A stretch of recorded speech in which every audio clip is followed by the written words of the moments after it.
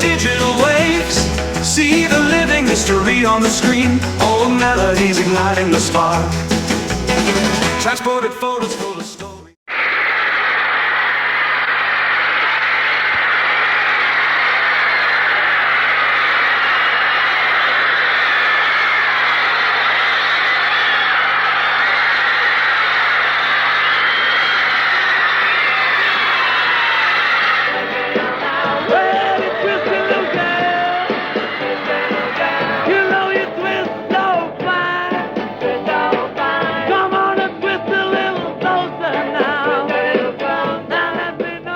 This is a story about a special kind of noise.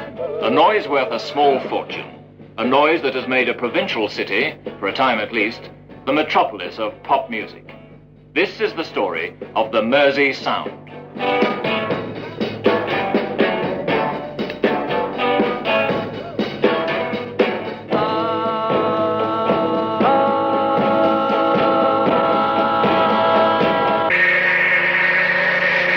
At all in the pubs in case they started a riot.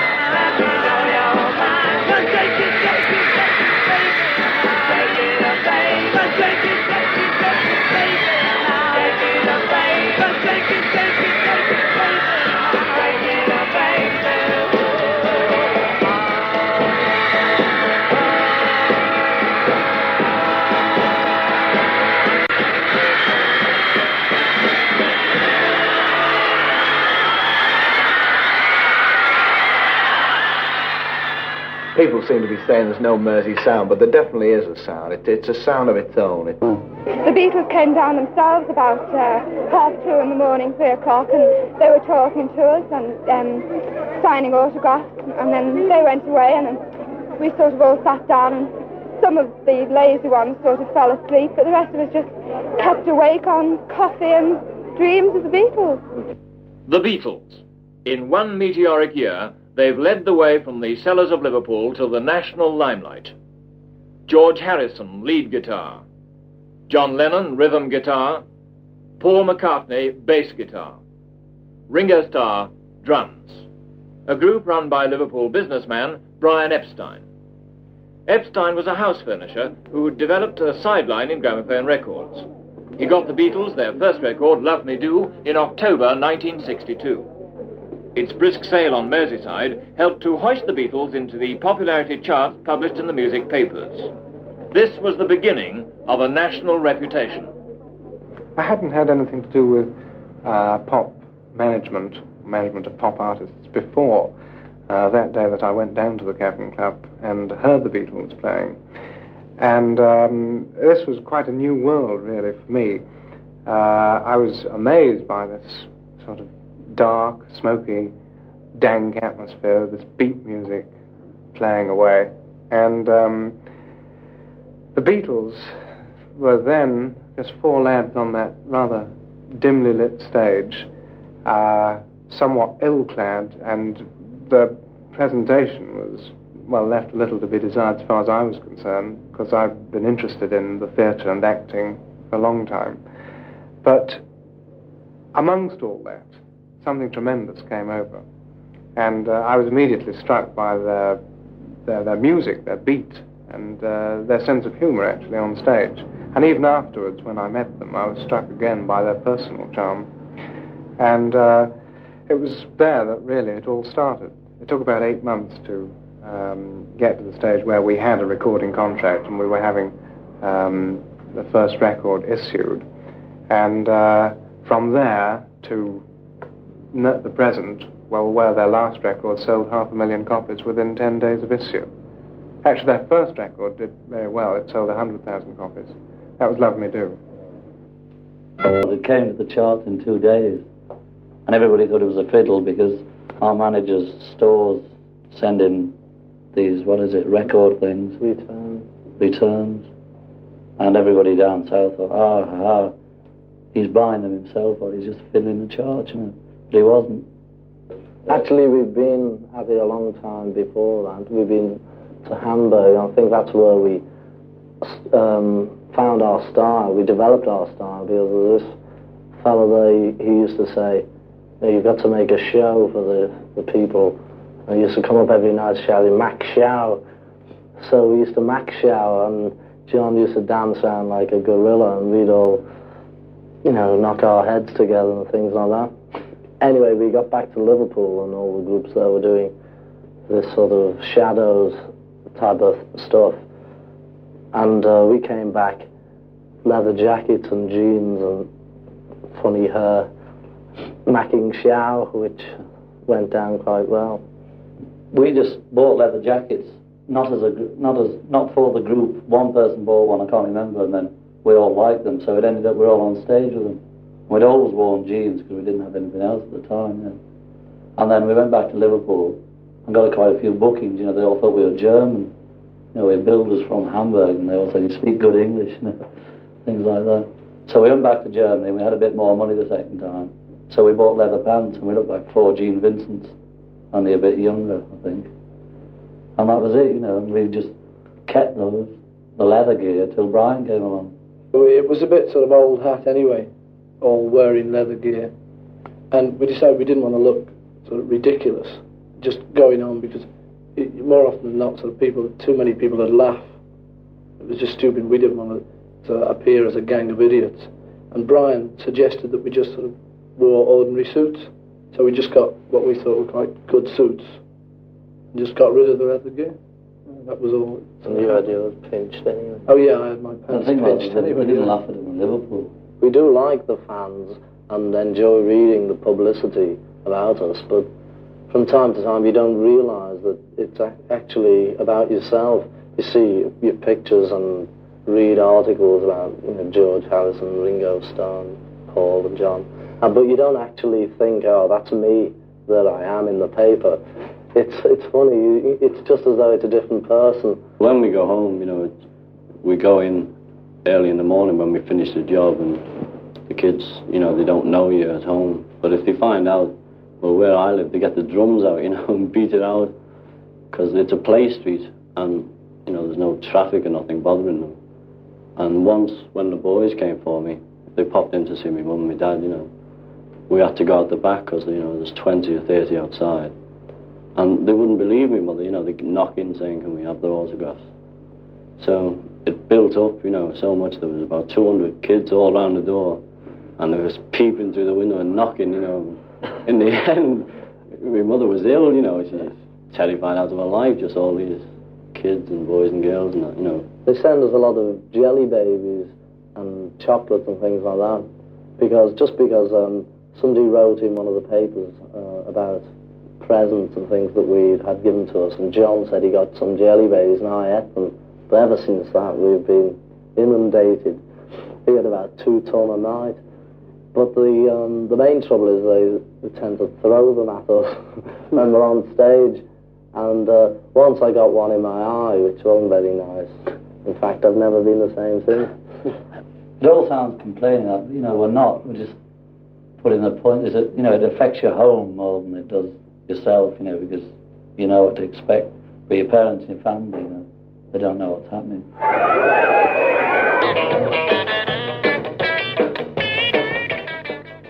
Have you any broken drumsticks? Please, please, please will you send us one each? We think your hair is foul.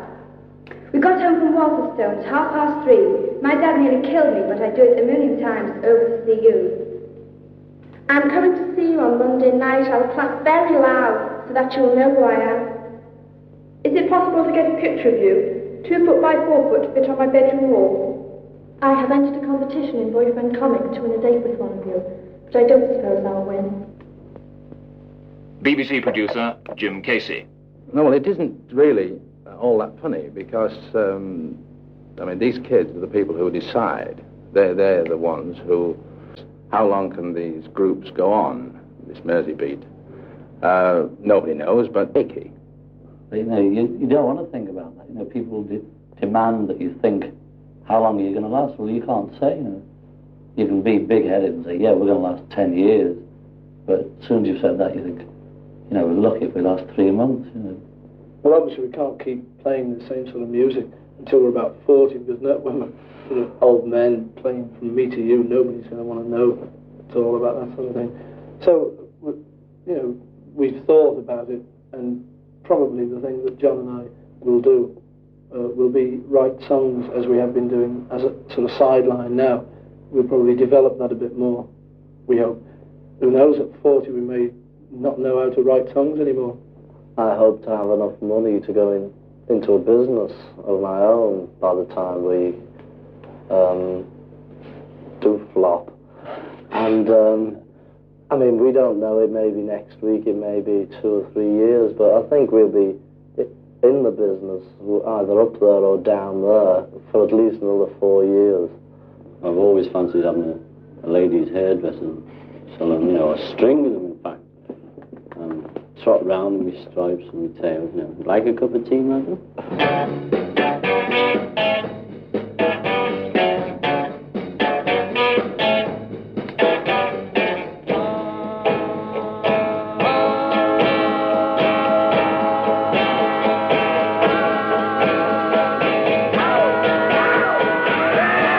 I'm 18 and I've just given up my job as a trainee accountant to...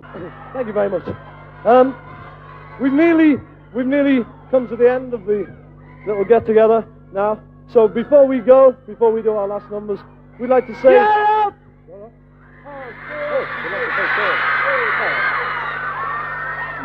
We'd like to say a very sincere thank you to everybody. Thank you, everybody. A very big thank you to everybody for coming along here today and making it, you made the show anyway, wonderful audience and all that sort of stuff. So, we've only got one more thing to ask of everybody. As we're doing this number now, last time we were here, we asked everybody to sort of clap and stamp their feet and all that. You know.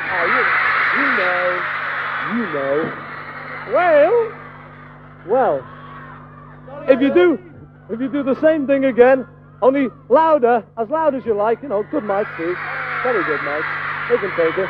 Okay, as loud as you like. The song is another new one from a new LP, it's called Money. You can keep it for the first time, please.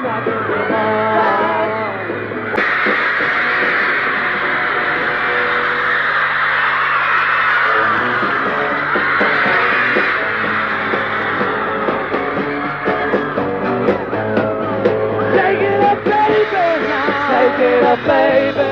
Twist and shout. Twist and shout. Come on, baby, now. Come on, baby. Come on and work it on out. Work it on out. Work it on out. You know you look so good.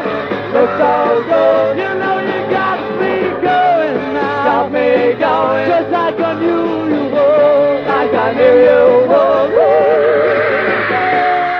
Take it up, baby, know you twist so fine.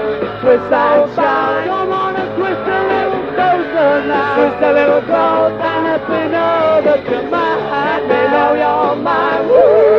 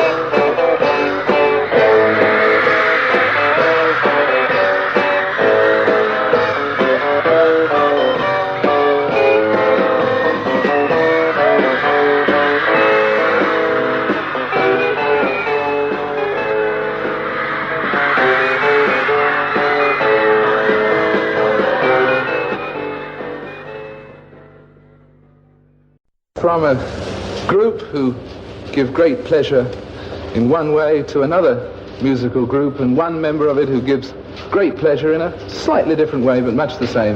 Ladies and gentlemen, Mr. Paul McCartney.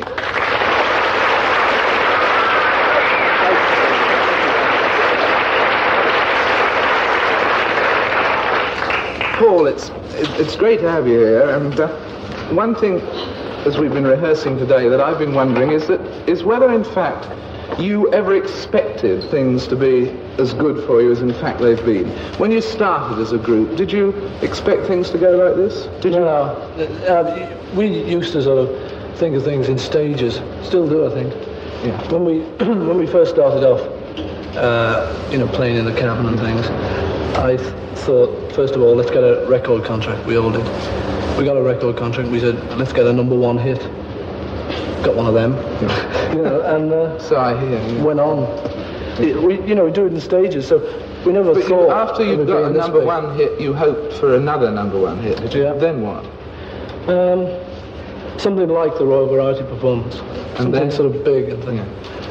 Then, what came after that? America, I think. Yeah, which was marvellous. And after America? The film. Now, it's fairly close to the film being as big a success as everything else, I should think. Now, if it is, in sort of a bit later this year, a big success, what will be the next ambition then? I don't know. Another film, probably. Yeah. I think that's about the only success. And what about after that? Oh, don't ask me. I'm only doing it. Have you got any ambitions, in fact, in other spheres completely? I mean, do you want to be Prime Minister one day? Or, I mean, does that sort of thing? No, I don't want to be... No, nothing like that, no. God. Retire, that's quite... Retire. And when do you think you'll achieve that ambition, in fact? The way things are going in a couple of years or so. No idea.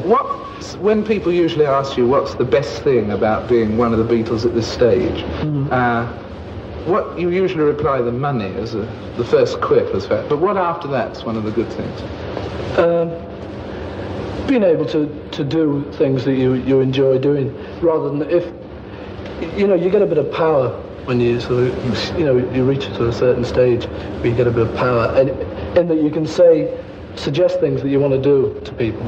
Now we can turn around to Brian and say, could we do such and such a thing, like a film? And he can say, well, I'll try and fix it, boy. Yeah. So, and he does. He's good like that, Useful man to have about, actually. Oh, he's great. Yeah. But so the power it gives you, basically, is a power to do what you want, is it? Yeah, so, rather than sort of being struggling unknowns and trying to do things that we'd never be able to do, we can now do more things that we'd like to. I think that's a sort of a good part of it. And when you write music, which you do a great deal with John Lennon and so on, you write it very much and marvellously in the current idiom.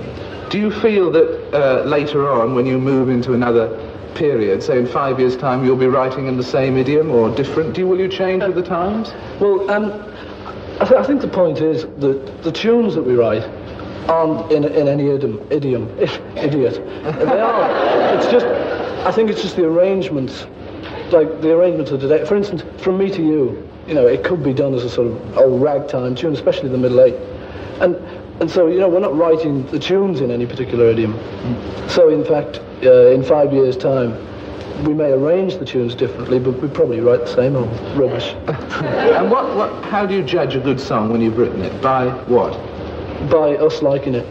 John and I, if we like it, then we think it's a good one. It's a combination of liking it and what is commercial, what we think other people are like. Can it be a good song if you like it and nobody was to buy it? That hasn't happened yet. But... Well, it always is for us. If we like it, in fact, we don't like bad songs. That's all there is to it. Of course, everybody, I imagine, says to you the pop world is very short-lived and everything like that. And what will you do when the phase passes? Do you think the phase will pass? Does it worry you? No. I couldn't care less, really. I don't think. If we flop tomorrow, it'd be sad, Yeah. But I mean, it wouldn't really worry me. Could you go back to doing something else? Oh, I don't know. I'd miss doing this, but I think I'd think of something else to do. Something that I'd like to do. Write songs for other people. Yeah. Anything completely different? Completely different. Retire, you know, that'd be completely different. Well, thank you very much. It'll be a great pleasure to watch Paul McCartney in retirement, but it'll probably be in the year about 2010, I should think. Poetry and music. This uneasy marriage of the arts has caused a lot of controversy for a long time. Many opinions are for, many against. We leave you to judge for yourselves. What we're going to show you is a visualization and musification of a poem of a young poet, John Lennon. And the poem is called, quite simply, Deaf Ted, Danuta, and Me.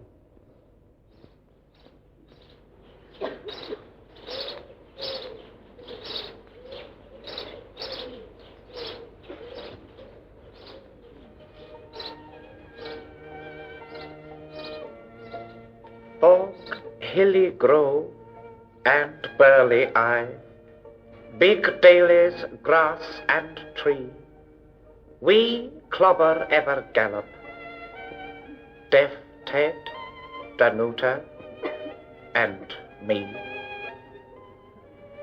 Never shall we partly stray, fast stirrup, all we three, fight the battle, mighty sword, Deaf Ted, Danuta, and me.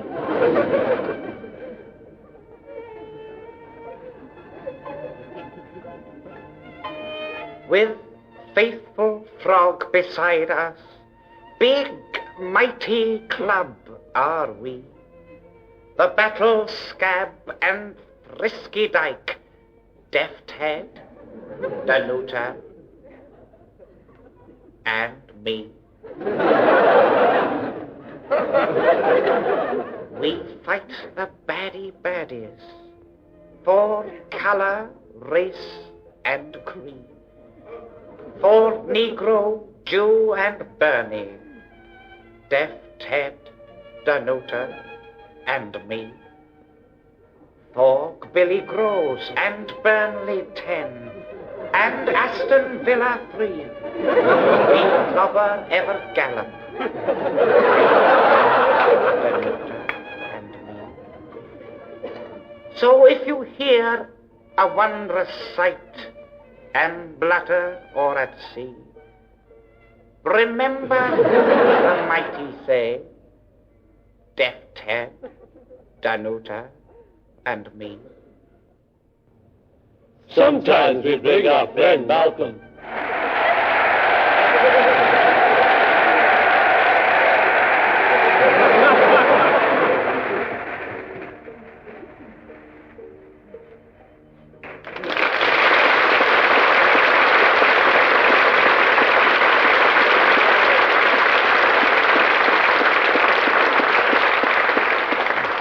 Now, before the film, that is after it, or to put it another way, during it, let us hear a few words about the awful.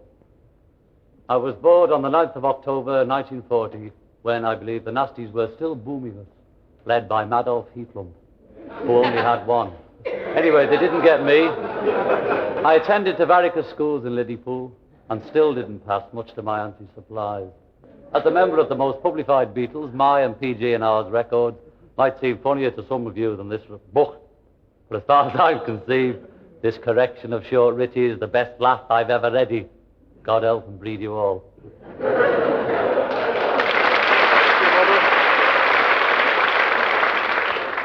As you can see, diction is very important. And the awful has several interesting, or conversely uninteresting, hints to offer. All aboard speeching. Speak you clear and nasal for distance. Ron cordially begs to inform, ma'am, all is forgiven. Now, many people express great height with the word ma'am. Sing you with long voice. For discharge? Deep breathing is Nescafe for a dark voice. Deep breathing and inhaling is very impotent for broadcastle and outlying aerials. Visibility nil in Rockall and Fred Astaire. Practice daily, but not if you're deaf and dumb. For sample, the word phonetically wrote must be charged grammatically with vowel pronounced strangly. E.g. Well, talking on you, my Ivans are getting cold, and you know as well as I do that we must strive the Ivan while it is hot. Regarding Oxfam, they speak Avon. But in Cambridge, Oivan. The vowel thus stressed pronounced Hello. Practice, Davy, but not if you're mutton chef. And now, another poem. Good Dog Nigel. Half he goes, a merry sight, our little hairy friend. Half upon the lamppost bright. Half in round a bend. Nice dog, good boy, waggy tail and beg. Clever Nigel, jump for joy. Because we're putting you to sleep at 3 o'clock, Nigel.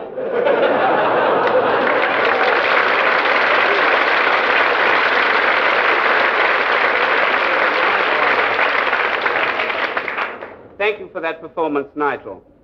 And now, Unhappy Frank. Unhappy Frank. Frank looked at the table, hardly daring to look at the table. I hate that table. He said. Bloody old table in my house. Then he looked at the clock. Damn that clock in my house. Said Frank, for it was his house, you know. After a little bit, his eye came across his very mother's chair. Don't like that chair one bit. He showed. Just look at all that garbage, all filthy and derby. How am I supposed to look after all this garby rubbish? What am I but a slave to look upon, with Dissica Freebit, all the peagle laughing and buzzing me in front of all the world? How can I but carry on? How? Have I but no life of my own, to do but what I must ever jug gleaning and looking after these damn old house of my own? Frank went over to his dub old mother, whom was stickle living with him. What are you laughing at, you dub old boot? Haven't I enough trouble without you catting in the corber? With that, Frank stubbed up and kicked her plainly in the head. Take that for laughing, you bud old griff. I hate that boot. He said, smiling quirkily to themselves. I'm going to sell this that shed, and you too as well also, Mummy. So he sold it all and left the country, and settled down in another country, which he did not like half as much as his dear old home in England, with his dear old, quaint, old lovely mother, what he, Frank, thank you, lost due to a bad harvest, which just goes to show what happens. Finally, the awful himself with the wrestling dog. The wrestling dog. Once upon a time, in a far-off distant land, far across the sea, miles away from anyway, over the hills as the crow barked, 39 people lived miles away from anywhere, on a little island on a distant land. When harvest time came along, all the people celebrated with a mighty feast and dancing and that. It was Perry's. Perry was the loud mare. Job to provide. And Perry's great pleasure, I might add. And new and exciting. And usually it was. Thrill and spectacular performer. Sometimes a dwarf was used. This year, Perry had surpassed himself by getting a wrestling dog. But who would fight this wondrous beast? I wouldn't for a kick-off. Wouldn't get me fighting it, Dudley. Mr. John Lennon.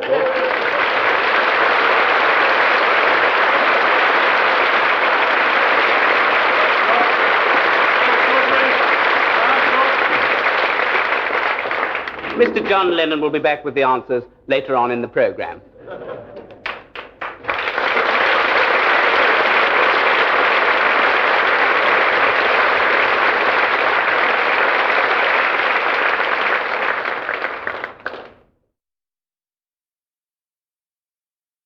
As you all know, Harris Wilsard won the general election with a very small margery over the Torchies, thus putting the labouring party back into Powell after a large abscess. This he could not have done without span the barking of the trade onions, headed by Frank Cunnings, who now has a safe seat in Nuneaton, thank you, and Frank, only 62, Bowles, who hasn't. Sir Alec Doubtless Whom was, quote, bitterly disappointed, but managed to keep smirking on his 500,000-acre estate in Scotland with a bit of fishing and that. And that was the second lesson, according to John Lennon. Once again, he's put on his writer's hat to follow up the success of his first book in his own right with another epic of inconsequence, A Spaniard in the Works, a little work full of pieces of political wisdom such as you've just heard, and moving poems like The Wumbalog or The Magic Dog. Whilst all the tower was sleepy, crept a little boy from bed, to feign the wondrous people what lived when they were dead. He packed a little voucher for his dinner neath a tree. For humps a tiny dwarf or two would share a bite with me. For champ I'll see the Wumbalog, the highly feathered crow, the laughing, leaping Harris Tweed, and good old Uncle Joe. He packed he very truncace, clean sockers for a week. His book and Denzel for his notes, then out the windy creep. He met him friendly magic dog, all black and curlew too, what flew him fast in second class to do what he must do. Mr. Lennon, your first book was a bestseller, and I shouldn't think there's any doubt that this one's going to be too. Do you think that you'd be published were you not a Beatle? I could probably get published, but, I wouldn't sell as many. I mean, they publish a lot of rubbish anyway, but I wouldn't sell. Do you think you've got a built-in advantage in being a Beatle? I mean, are you glad about this, or would you rather have earned a reputation as a writer in your own right? No, I never thought of it. If I hadn't been a Beatle, I just wouldn't have thought of having the stuff published, because I would have been crawling around broke and just writing it and throwing it away. Might have been a beat poet. How did it come about that you weren't a beat poet and that your first book was published? Well, some American who shall remain nameless was called Michael Brown. I showed him the stuff, and he took it to the publisher, and they published it. That was it. Did you ever think of publishing it under a pseudonym, not as John Lennon? I thought of that, but what's the use? Because he took it to the publisher first without telling them who it was, just to see if they would have published it. So that answers your first question as well. It does indeed, yeah. Living in, the butterfly world of pop as a Beatle, do you find that this undermines people's serious acceptance of you as a writer? It does, but I didn't really expect them to take me seriously, so, there's nothing to say about that. They do take it more seriously than I thought, so that's good enough for me. Indeed they do. I mean, the first book was reviewed in the Posh Sundays, and on the other side of the fence, your music's recorded by people like Ella Fitzgerald. Now, this is serious recognition in both areas. Which do you find more satisfying? Well, the book, really, because it means more to other people that Ella Fitzgerald recorded one of our tunes than it does to us, because the tune is still something that Paul and I have written. So we still have the same faith in it. It just gives other people more faith in the tune. This book's very similar to the first in being bits and pieces of poems and bits of prose. Do you think you'd ever want to write anything longer, a novel, for example? Well, I tried, right. The longest thing I've written is in this book. It's one about Sherlock Holmes. And it seemed like a novel to me, but it turned out to be 6 pages. But I couldn't do it now. I get fed up, and I didn't know who was... I brought so many characters in, I forgot who they were, This happens to other writers, too. Oh, other writers, good. The pop business is a young man's world. It seems to have an ever-increasingly young audience. Do you think that perhaps writing a book like this and writing at all perhaps might be an unconscious attempt to win recognition in the adult world? No, because I started all this writing long before I was a pop artist or even a Beatle or before I had a guitar. So it's nothing to do with that. The guitars came second. And which comes first? Well, now the guitars come first, because this is still a hobby, which it always has been. Are you going on doing it, are you? I'll go on doing it. I mean, have you written anything else? Is there anything else coming after this? A third one in the series? Well, I don't get much time. If I had more time, I'd probably write more. The publisher rang up and said, have you written anything yet? I said, no, I've been writing songs, because I can't do both at once. I've got to concentrate on the book or the songs, so I haven't written anything since this. We'll look for it, nevertheless, John. Thank you very much indeed. Thank you.